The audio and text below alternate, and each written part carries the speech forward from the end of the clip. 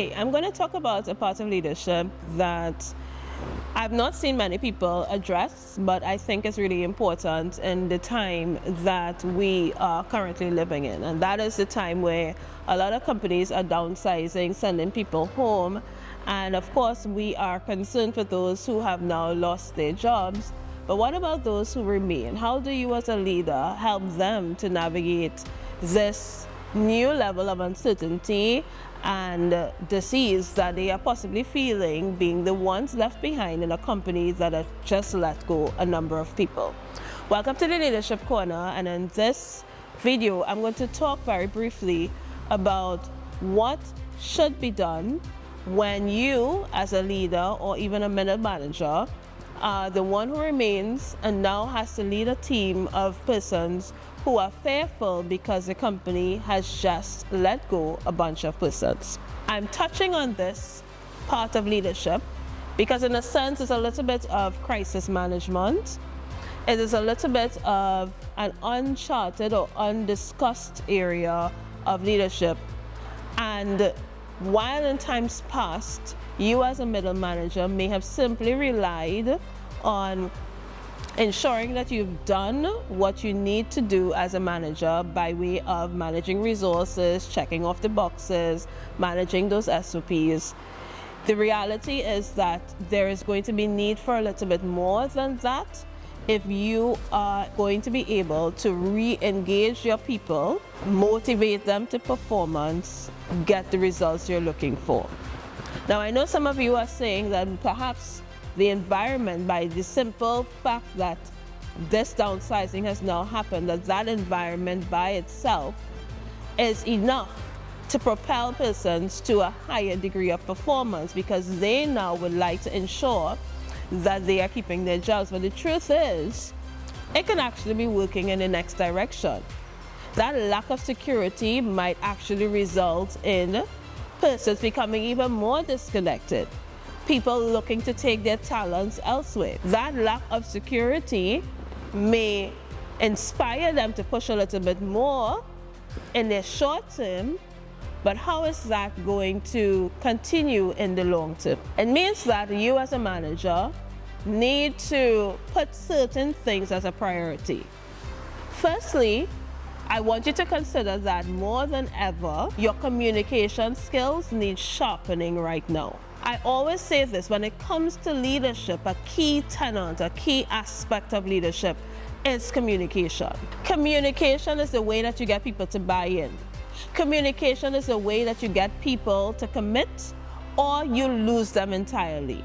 How are you going to communicate with them in a way that puts them at ease, in a way that helps them to recognize that you are in it with them?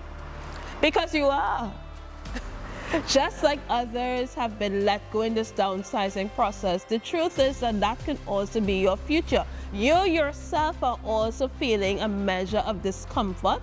You yourself are also feeling a bit ill at ease. So communicate that with your people and then bridge the communication gap by sharing with them how you are going to navigate through these times together, how you are with them to get to the other end. There are other things that you need at this time that in most instances your company may not be willing to commit to, but you as a leader, you as a manager may have to employ some of that communication strategy and skill to get them to see it as a priority. You need to spend some time and some effort behind team building. Think about it. When persons have been sent home, the team that existed before was dismantled and a new team was created. Whatever was that? Which means that the team dynamic has been shifted, which means that the equilibrium has changed. So as a leader, you now need to invest in building your team up again, building cohesion, building connectedness, helping them to see that they are in this together, and then working together they can overcome the challenge and get to the intended destination. There's also need for investment in the area of stress management and resilience. Remember, as I just shared with you, you would have simply separated a team and put another team together. But if you've ever been a part of a family, if the family becomes broken, there is an impact. There is need for adjustment.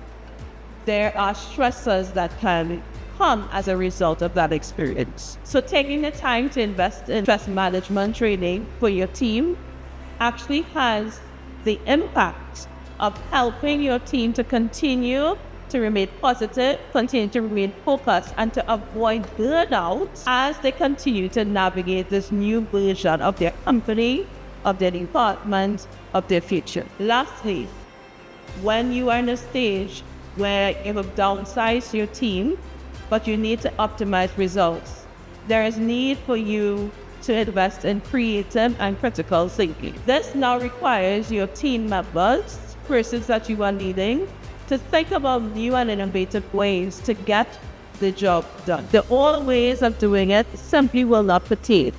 And a cautionary tale to you, managers who are working on job portfolios, simply putting two jobs together and hoping for the best is not a strategy. You need to think about how you can invest in ensuring that your key team members are trained in how to use creative and critical thinking skills to help you to get to the next level. I hope this was useful to you.